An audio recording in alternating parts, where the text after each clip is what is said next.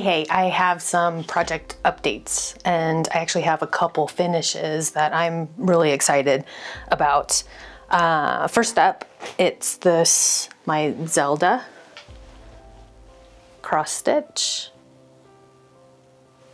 This one was cute and fun. There were a lot of little color changes, but it made the overall finished product look really nice.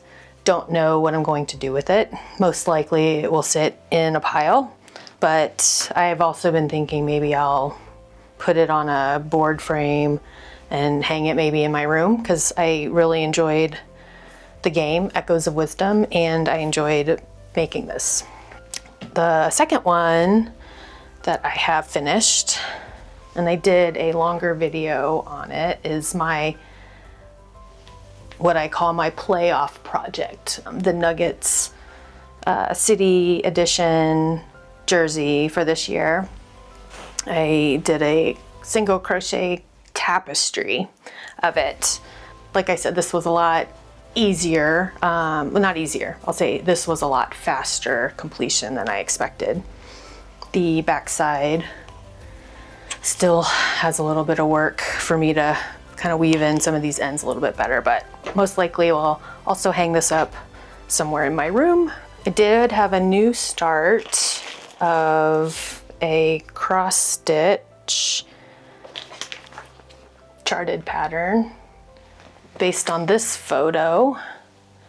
This is my dad's film camera that he gifted to me 12, 13 years ago, I believe. But this was his professional workhorse when he was in the service. This is a Nikon F with the prismatic viewfinder. It is, if I did the math right, 60 years old. He bought it in 1966. I did take this to Arizona last month on a hiking trip that I took with my friend and my sister.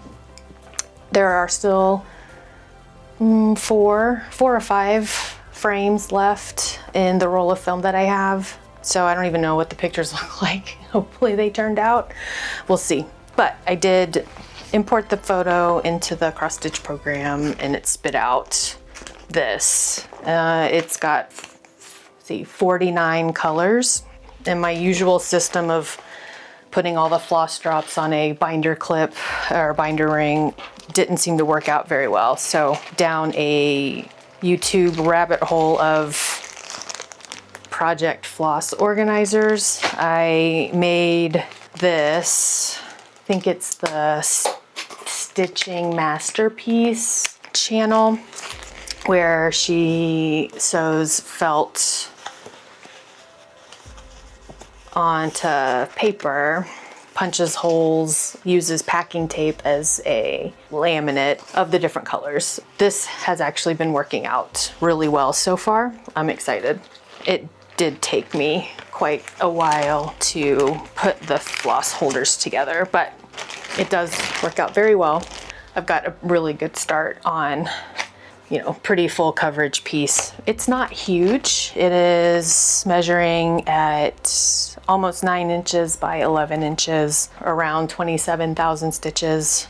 I am not going fast on it, and I'm not even sure what it's gonna look like when it finishes. I like this project for a number of sentimental type reasons. My dad passed away 3 years ago. I've always enjoyed photography, and using his camera just makes me feel a little bit more connected to him.